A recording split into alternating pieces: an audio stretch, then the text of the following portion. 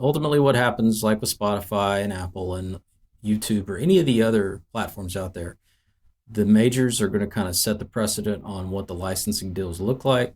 That's eventually going to trickle down to the independent Hmm. artists to where they don't get a great deal.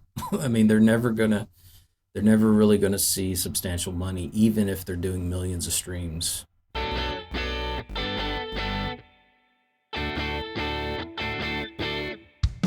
Welcome to Audio Branding, the hidden gem of marketing. Sound plays a more important role in human behavior and our decision making than you may realize. In this podcast, I'll help you understand the art and science of sound so you can better influence others in business and your life. I'm your host, Jody Krangle. Let's delve a little deeper. This is the second part of my interview with McIntosh. If you are brought on to a project and it's not only for the music licensing, but also for possibly the sound design, finding Mhm. the right sound and the right music, how do you go about figuring that out from what you're seeing on a screen or from what you're hearing in the rest of the podcast? I'm just curious what the thought process is there. I spend a lot of time talking with the producers, whoever the creators are, really trying to understand, what their vision is. Uh, I beg and plead for production notes because we Yeah. scrutinize the heck out of those, Uh-huh. or sides, as a lot of people know them as these days. Really just trying to understand what the vision of the project is. And then I go to the professionals, the guys that we partnered with in Nashville, and lean heavily on them because they're doing the work. I'm basically a project manager, producer, whatever kind of position you or title you want to give it. Uh, just making sure that my guys have everything they need from a creative perspective to try and shape sound, mix sound and also add to it through sound design. The interesting thing about the guys I work with, they're also original Foley artists, and they have recently started releasing and building out and releasing an entire library of original Foley sounds where they're creating these sounds. Oh, So so they, cool. yeah, it adds a whole new element to it. I'm sure. So that's a cool option that a lot of the projects we work on have, if that's something that they need. Are they cooking bacon for rain? Probably. I've seen them out in streams with weird tools on social Uh-huh. media making sounds that I don't know if it's alien sounds or what, but they're they're making Interesting. sounds that Yeah. mimic something. But Wow. very, very cool, interesting concepts that they come up with that to kind of create sounds that have nothing to do with what they're actually doing. Well, yeah. I mean, Foley is definitely an art all its own because some of the sounds that people make for movies are sounds we never have ever really heard. Exactly. Exactly. So, yeah, it becomes a pretty big, interesting, creative endeavor to make Mm-hmm. something like the roar of a dinosaur or the sound of a lightsaber or, like these kinds of things that never existed before those movies came out. Definitely. Definitely. Yeah. Wow. So, out of curiosity, talking about this whole Foley thing, but also the music, is there a particular project that you've worked on that you felt you had a really, meaty creative hand in that you're really proud of? Yes, I would say two in kind of two different perspectives. The first one being a companion podcast to a film that's pretty sure is still streaming on Hulu. The film's called The United States versus Billie Holiday. The actual companion Hmm. podcast is called Billie Was a Black Woman, and it basically is an interview style podcast uh, that that corresponded, I believe, over 5 episodes, maybe six.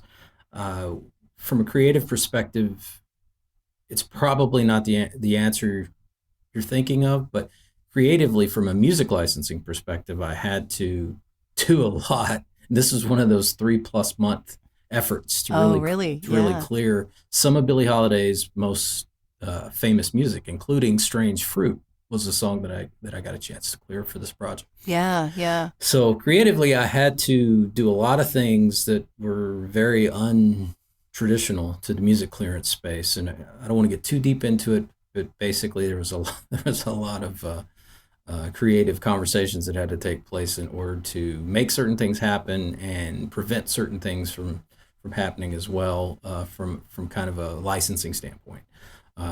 So I'd say it took a lot of effort and kind of coming up with new ways to negotiate, as well as really make sure that we're getting the right deal on the music.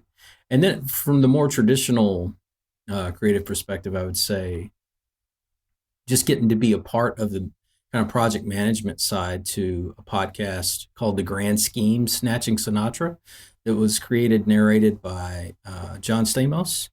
And it basically tells the true crime story of the 1963 kidnapping of Frank Sinatra Jr. Oh, And wow. and Okay. and oddly enough, interestingly enough, John Stamos later on, many years after this took place, formed a relationship with the kidnapper, and his name is Barry Keenan. The podcast came about because John really thought the story needed to be out there, rightfully so, and ultimately he talked to the right people in his team as well as Barry, and they decided they were going to tell this story. It's not about defending the actions by any means, but it's truly kind of telling the story from perspective of what happened. He spent quite a bit of time in prison, obviously, for what he did. If you listen to the podcast, you find out that while he was still alive, Frank Sinatra Sr. spent a lot of time trying to end Barry's life once he got out of prison. It's Okay, then. really interesting, true Yeah. crime storytelling that happens there. Hmm. This is all according to Barry. So the idea was, the guy pays debt to society. He does his time. He gets out. He avoids death at that point, and for quite a few years, uh, and has turned his life around. And really it tells the story of where his mind was, the mental health struggles he was having back then, all the way up to a more modern time of him, kind of sharing his perspective on how it happened and why it happened. But from a creative perspective, I was able to just kind of be involved in all of the back and forth notes between production as well as what my guys were doing, and really getting to kind of just immerse myself into those episodes, and try and help it along as much as possible from a project management standpoint. Yeah, and that's quite the project there. Yeah. It was a fun one. Yeah, it sounds like it. Very interesting too. I'll definitely have to look for that one. Yeah, the Billie Holiday one too. She's definitely one of my favorite singers. So yeah, Definitely, I always definitely. appreciated her music. So from a musician's point of view, if they wanted to be able to make money from music licensing, what would you suggest they do? Specifically with musicians, I would Yeah. say definitely try to own as much of your publishing as possible. That's Mm-hmm. step one. It's not easy to do, especially early on. You have to Mm-hmm. find ways to get your music into different projects, and whether that's film, whether that's web, whatever the case may be. Mm-hmm. But try to maintain the publishing as much as possible, but also spend a lot of time focusing on trying to get syncs, trying to do uh, especially I'd say commercial syncs early on would be a good effort, because a lot of the libraries that are out there now that allow that essentially shop Mm-hmm. independent music to brands for commercial use is a fairly easy entry level Sure. opportunity for just about any musician. But you have to be willing to, similar to the days of jingle writing, which, I mean, not that that's went away, but that used to be a very prominent thing for musicians. Mm-hmm. Yeah. You have to be willing to write to the project, write to a commercial level, in order to really get a lot of opportunities. And nowadays, that goes through its phases, like music itself. You right now it's very much a hip hop and pop kind of opportunity in the commercial space, as well as most of the film and series space. That can easily change within a year or two. We could start seeing a little bit more. I hope, actually hope, we see more rock opportunities coming up, because that's not been something that anyone seems to be interested in over the past few years, unfortunately. I know that we're all dealing with a lot these days, so I really wanted to acknowledge those that have gone out of their way to leave an honest review of this podcast. Like Gregory, who writes, "More. There is more to branding and marketing. Thanks to Audio Branding for introducing me to the world of audio and sound. Love it." Thanks, Gregory. I appreciate the listen and the kind words. And for those of you that are interested, you can also leave a voice review now off of the main podcast page. It's super simple and fun, and I'd love to hear what you think. Now back to the show. I wonder if that has something to do with the way that the music sort of takes over. When you're talking about like rock music, it definitely has its own flavor, and nothing against it at all. I love it myself. Sure. But it can be a little distracting depending on what it's being used for. Yeah, So, definitely.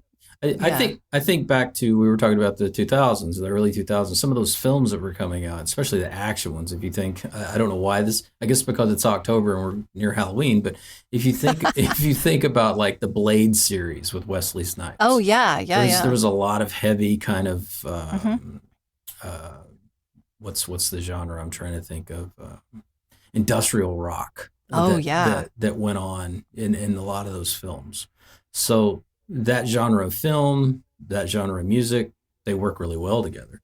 Yeah. The Matrix would be another good one. There was a very much an EDM and rock, kind of early EDM and rock crossover in Sure. those soundtracks. Well, they're coming out with the fourth one now, Right. so who knows what they got for the music. And Yeah. that was kind of my idea behind, who knows what will happen within the next year, the types of films. As we're going through these reboots, reboot phase of the film industry and the series industry, we've seen a lot of 80s inspired films and series come back to popular demand. Everything old is new again. Right. Yeah. Stranger Things, I think, probably single-handedly brought back an 80s renaissance to another level. It was already there, 80s music. Well, that and the MCU. Yes, that as well. Guardians of the true. Galaxy, that helped a lot. That's very true. So here, kind of hearing this 80s music wave come back through. Granted, it was already there, but I think it certainly helped boost it a lot. Yeah.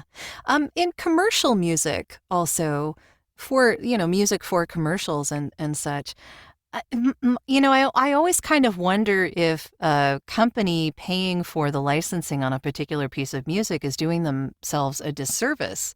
And the reason that I say this is because if they lose that licensing, then suddenly they've lost all that intellectual property that has been associated with their brand, and it becomes someone else's, right?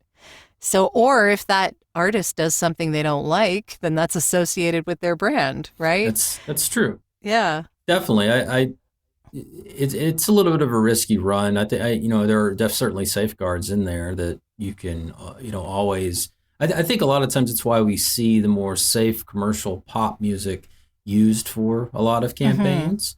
Or you'll another kind of sidestep to that. Not only makes the licensing more affordable, but it kind of safeguards reputation from, if that artist were to do something that doesn't agree with the brand, is having an independent artist or an unknown artist cover a version of that song. Yes. Makes it I more have heard that a lot. and you hear it a lot, on television, especially with commercials. And a lot of people nowadays on the internet will complain about, how they butchered the song where it doesn't sound, they don't like the version, basically, just because you're not supposed to try and, cover a Rolling Stone song, or you're not supposed to cover a Led Zeppelin song. Sacrosanct. Yeah, or the ultimate sacrilege would be covering a Beatles song. Yes, I was going to say, yeah. So that in itself, I think, is some of the safeguards you can put in place. But at the end of the day, if the brand is, if the concept and the branding calls for a certain big, massive, huge hit from the past, they're willing to do it, because they can cut the right deal to where they don't have to pay so much up front, basically, and they will, on the back end, allow publishing to take something from the actual campaign. So there are ways that they can, they can go get those Beatles songs or whatever songs they're after Mm-hmm. for a reasonable amount up front. That's still extremely beneficial to publishing on the long run. And never mind the amount of done correctly, right ad agency, right brand, right campaign. Sure. They can make a ton of money off of those things. So it's you know, Win-win. yeah, absolutely. Yeah, definitely. That's a great way for artists to make some actual coin, which Hmm. they need. And it's a great opportunity for independence. I don't personally know any independent artists that have done some of those larger campaigns. Well, Hmm. I take that back. I do know one that was based here in Dallas. I don't know him well, but I know of him. He's from the Hmm. Dallas area. His name is Leon Bridges. Well, he's very, very well known here in this part of the country as well as most of the U.S. But he did some early. I think he did some stuff with. I can't remember the brand. I want to say it was Apple where he did a cover, but kind of his approach to his career from the start was Hmm. taking a very retro R&B approach to his music. That's him as an artist. So he, Sure. even if he's covering a song or it's a brand new song that he wrote, it's going to sound like a certain era. So that was just a really good fit. And I think from a brand perspective, wanting to work with an artist like that is smart because you're kind of traveling back in time a little bit. He dresses the part. I mean, everything about his early That's brand fantastic. Yeah. development as an artist Uh-huh. fit. Like purposely only took black and white photos, and somehow he was always in front of a '57 Chevy when he took the photo. So I mean, it was That's brilliant. yeah, it was great marketing, great branding early on, and never mind, he's an Yeah. extremely talented artist and great songwriter, great singer. Hmm. Yeah. That's wonderful. And especially knowing yourself that well that early. Hmm. That's a good sign. Absolutely. Where do you see this going in the future? All of this digital rights, where do you see music being used more, maybe in the future for productions? I definitely think the video game space is still kind of developing. There's going to be a lot more there. That's a Not good not point. Yeah. not even traditional licensing. I think the evolution of that looks like live performances that we've seen a little bit of within some of the larger online peer-to-peer games like nowadays Fortnite or anything Epic's doing. Interesting. You and I had a conversation on Clubhouse recently where you mentioned Second Life. That was kind of an early Yes. adoption of that concept. So I knew a few musicians who had concerts at a specific time that people could attend on Second Life. So yeah, absolutely, that's pretty interesting. I think that's one area that we're going to see more of. I also think that film itself, and especially some of the more popular series that we see on Netflix or Hulu or some of the streaming platforms, I think we're going to see more of independent approach to music, original ideas, basically where these independent artists are either hired or their catalog is licensed for a longer term because right now the way the Netflix and Hulu's of the world are doing a lot of their licensing is it's upfront beneficial to these artists. Not so much the longer term deals that you've seen with television over the years. So it's definitely something that artists can benefit from right away. It's an immediate payoff for them. And never mind from a promotion and marketing standpoint, it's a big win. So for a lot of artists, it makes sense. For some artists, they're not interested in things that don't kind of last over a certain amount of time as far as revenue potential. But many artists are because they realize that you live and die by the single nowadays. So if that single ends up in that series, does really well by any means of it, just being a part of the show in the background, or even Sure. even better, becoming kind of a theme to at least that episode, if not that series, uh, or even being the end credits. It's the last thing you hear before the film ends. I mean, Yeah. it could do a lot for an artist's career, but more importantly, they get paid up front because I mean, at the end of the day, artists are That's nice. yes, artists are at the point to where they're basically hustling on a daily basis, trying to figure out how to maintain career. Uh, you know, at the same time, most of them. have to have a full-time job to go along with that to really survive. Yeah. Yeah, it's tough to make a living, Hmm. definitely. I know that some artists are using TikTok actually, because Yes. they get their music onto TikTok and then people start using them in videos and it explodes. Yes. But from So there's always that too. Yeah. from a discovery standpoint, TikTok's an amazing platform. From a fairness to artists, especially on the independent side, not so much. Yeah. They're just now starting to make, more substantial deals with the labels. Just recently, I've seen uh, press releases where they've done deals with Universal and I believe Warner, maybe. Okay. So Good to know they're thinking about yeah, and that's it. great for those artists that Warner and Hmm. Universal work with, but still on the Yeah. independent level, Everyone else. ultimately what happens, like with Spotify and Apple and YouTube or any of the other platforms out there, the majors are going to kind of set the precedent on what the licensing deals look like. That's eventually going to trickle down to the independent Hmm. artists to where they don't get a great deal. I mean, they're never really going to see substantial money, even if they're doing millions of streams. That's tough. Yeah. Yeah, it is. It really is. So, kind of going back to your question about any advice to a musician regarding their music, also to the artist is, especially if you own the music, you're the writer. Try to own that as well as much as you can. I know that's really easy to say and really difficult to do, but if you can ever get to the Yeah. point to where you've got a small fan base, try to build everything out of your own website if you can, Hmm. and try to go hard with the merch. And once we're back full time with live, and that's an easier thing to accomplish, unlike right now. Obviously pedal to the metal on the live side. Try to get every live show you can. Are you looking for ways to improve your company's or podcast's impact? You'd be surprised how powerful the use of an intentional audio branding strategy can be. Want to know more? I have a free downloadable PDF that gives you my 5 tips for implementing an intentional audio strategy at voiceoversandvocals.com/audio-branding-strategy. That location does ask to put you on a mailing list, just to send you updates on when the new podcasts come out. But if you really don't want to give your email out, I understand. Just contact me directly. My email is all over my website, and I'll make sure you get that PDF without needing to sign up anywhere. If you do sign up, though, you also get access to a resources section called The Studio, where I have videos, white papers, and PDFs, discounts from my guests, and snippets of audio from my guests that no one else gets to hear. So maybe it's worth your while. Totally up to you. And of course, if you're looking for voiceovers, you can get in touch with me about that too. Now, back to the podcast. Yeah, it's tough for independent musicians. I really feel for them, Definitely. especially now. I feel for any creative endeavor these days because no one wants to pay anything. Exactly. Exactly. And It's really hard. I, Yeah. I watched an interview with a CEO just a few days ago. Actually, I know exactly who it was. So I was trying to rack my brain. It's the guy they call Mr. Wonderful from the Shark Tank. He's a well-known investor.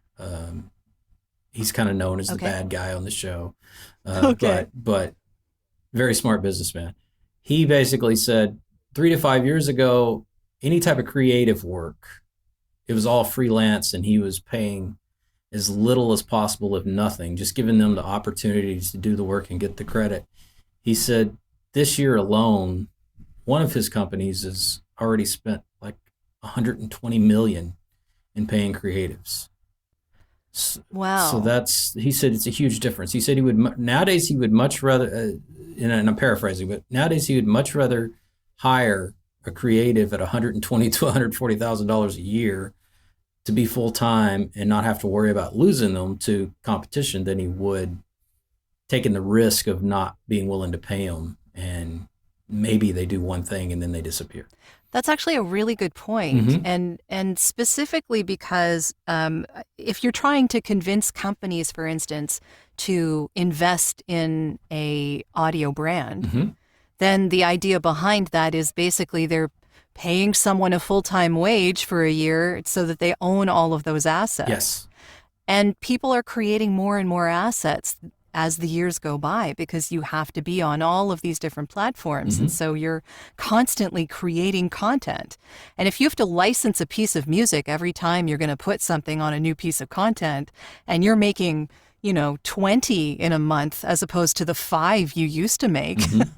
that's a lot more money. So Absolutely. you may as well own those assets. You may as well invest in those assets to start with, and then you have a library to choose from that you're not constantly repaying for. Like that it makes more sense, especially to larger companies that would be really making an investment. A- It's just, Absolutely. yeah. Absolutely. I couldn't agree more. You just reminded me that I've had at least 5 conversations in the last 3 months, trying, basically explaining and trying to convince uh, not only filmmakers but also businesses. I think 2 are businesses, 3 are filmmakers. It's better to do a made for hire or paid for hire deal with an artist where you pay them directly to create an original piece of music for you, and you own it. You own the publishing, you own the master rights to it for, to perpetuity, versus licensing something that you're not real sure if it's a good fit or not, or you're not sure, how good of a licensing deal you can get, if it's 3 years, if it's 5 years. Anyway you slice it, it's going to run out. And even if you've got options built in, you're going to have to spend more money.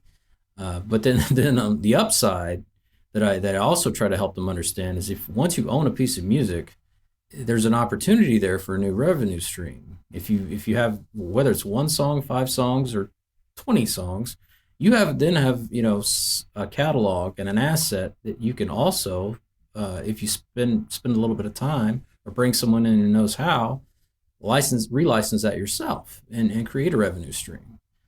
You have to become a little bit of a music publisher role, but again, that's something you can, if the music is, valuable enough from an asset standpoint, you could certainly turn Could it you in. split that with the musician? I'm just curious because like, as a voice actor, for Mhm. instance, I don't like giving things out in perpetuity. Sure. I don't usually do Well, that. the kind of the made for hire approach is basically, Yeah. the company's coming to you and saying, I want you to create this new piece of music for me. Now, Yeah. understand that the person that's hiring you to do that, what they're getting is 100% of the publishing and 100% of the master recording rights. The Yeah, yeah. songwriter still keeps 100% of the songwriter royalty. That never goes away. And I I always see. I Okay. always try to explain, and musicians nowadays and songwriters know that not to give away their songwriters' rights. I mean, that Yeah. just makes no So sense. they'd still be getting Yes, something even if it yes. was a work for hire. Yes, and then Okay. I would,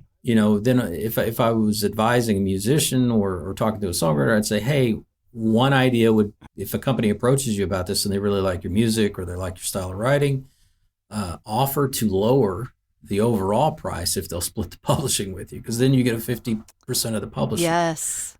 So that's kind of if I'm working directly with a songwriter and trying to help them get something, which I've done a few times in the past. That's always some of the advice I give. Hey, let's get the overall price down. Let's do it for less up front.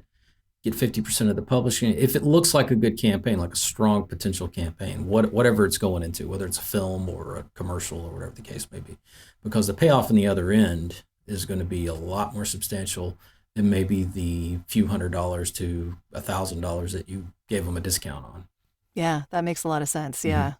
I don't like to see or hear of the musicians being taken advantage No, of. no. No, and Yeah, the interesting thing is the upfront money is nice, the kind of that sync fee that you get. sure. But from a, made for hire, Oh, licensing is where it is. Yeah. yes, yes. And the made for hire, idea is, especially with some of the larger streamers, they just want to be able to get in and get out and not owe anything on the other end. And Hmm. they're not responsible for anything other than the songwriter royalty, but that's something that they pay out annually to the orgs like BMI, Yeah, they'd ASCAP. have to. So yeah, Yeah, that's not anything they can avoid. So that's always going to be there. sure. And they don't. But if they can pay an artist up front or a songwriter up front, it's just a lot easier for them. Which I understand that concept. But at the same time, there's always room for negotiation. That's why I try to get artists to say, "Hey, I can make this a lot more affordable for you, and you still get it, for the life of the song. You just have to cut me in on the publishing a little bit." Yeah, that's great. So, yeah, I guess we're coming to the end of this conversation, which I have really enjoyed, and I've learned a ton myself, actually. So, thank you. Absolutely. I appreciate the opportunity. I've really enjoyed it. That's great. I wanted to ask you how people can get in touch with you if they want to learn more about your business and about Music Clerk and all of that sort of thing. Absolutely. Just check us out at musicclerk.com. It's musiclerk.com. Only one C, in other words, in Music Clerk. And all our information's there. I'm also on socials in some form or another as McIntosh, and that's a nickname combined with the last name. We won't talk about the real names. Okay. We're going to stay anonymous. I don't know Okay, why. then. We just are. Okay. Everyone knows me as Mac, and if you call me by my first name, sometimes I don't even look up. So Okay. Well, there you go then. Okay. Well, that's great. Thank you so much for joining me today. I really appreciate your taking the time to do this. thank you, Jody. I really appreciate it. Thanks. Well, that's the end of this episode. Thanks for listening. And if you like what you heard, why not tell a friend about this podcast? It's available in all the usual locations. Until next time.